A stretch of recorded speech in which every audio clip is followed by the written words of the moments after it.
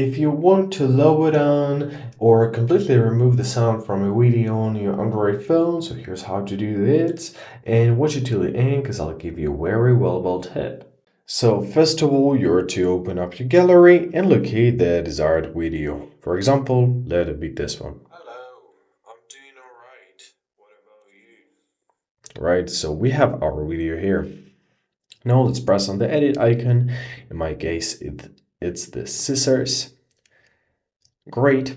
Now here from the many different options, you're to locate soundtracks.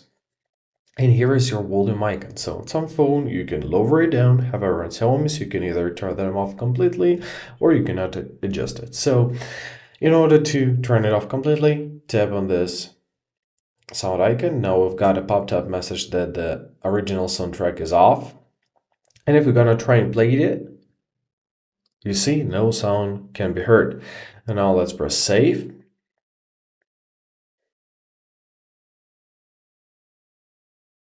And basically that's it. Now we have an original with the sound. Hello, I'm doing alright.